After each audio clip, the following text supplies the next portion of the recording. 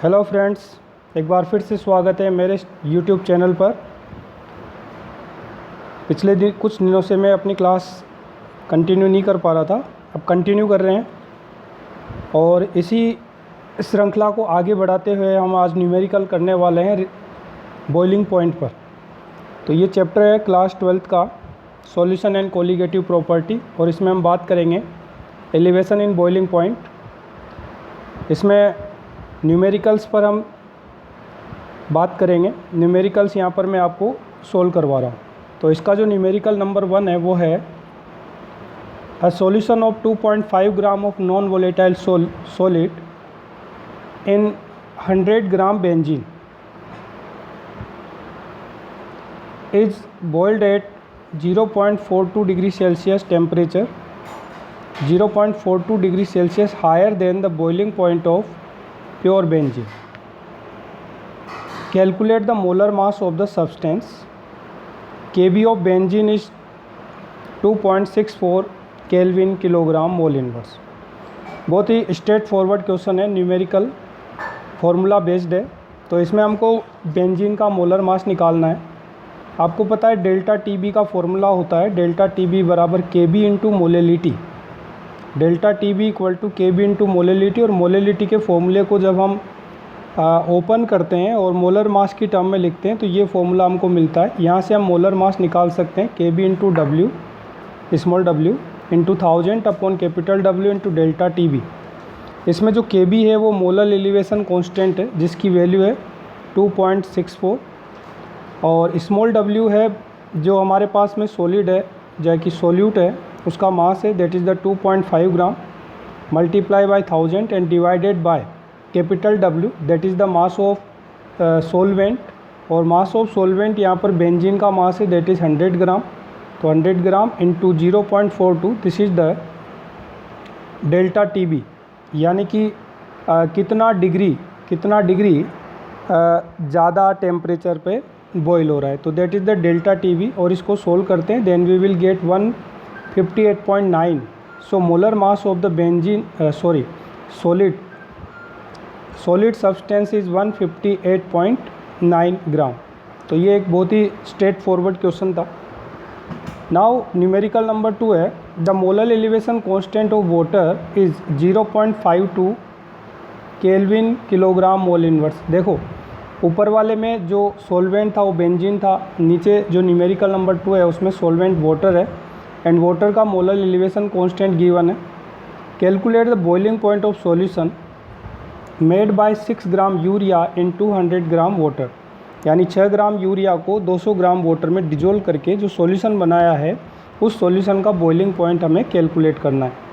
तो इसके लिए हम क्या करेंगे, पहले एलिवेशन इन बॉइलिंग पॉइंट निकालेंगे, यानी वाटर के बॉइलिंग पॉइंट से कितना ज़्यादा बॉइलिंग पॉइंट सॉल्यूशन का हुआ that is the elevation in boiling point.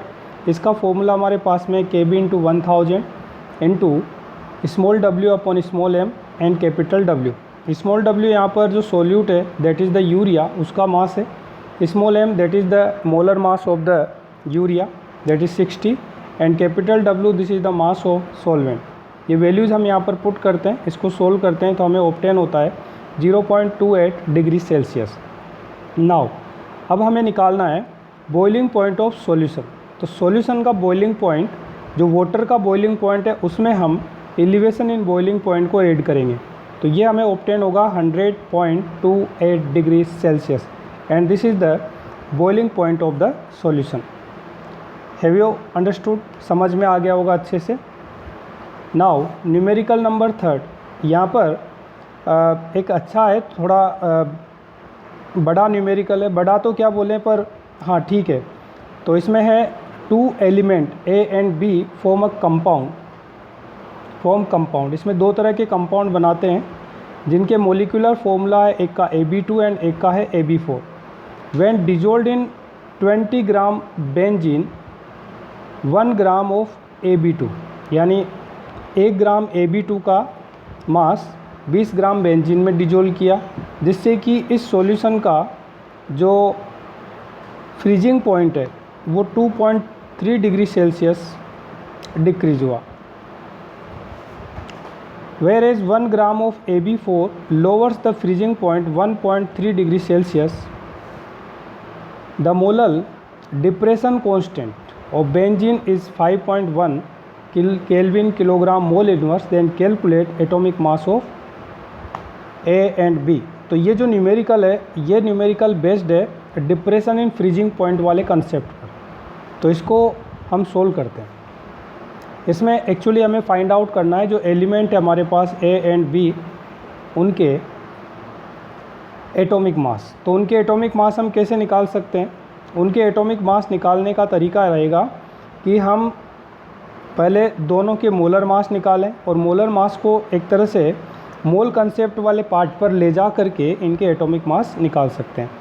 तो फर्स्ट वाला क्वेश्चन करते हैं जिसमें यहाँ पर molar mass of the AB2 compound का निकालना चाह रहे हैं और AB4 का निकालना चाह रहे हैं। तो मोलर मास का जो फॉर्मूला है वो सेम ही है।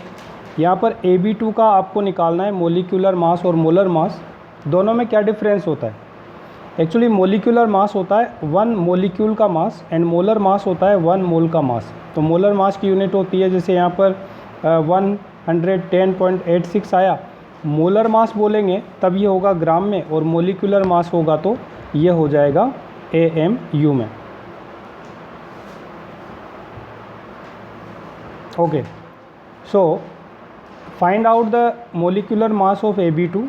जो हमारे पास में वैल्यूज़ है 100 into 5.1। What is the 5.1? This is the value of KF and 1 gram this is the mass of the AB2 and 20 gram this is the mass of solvent and 1.3 this is the delta TF।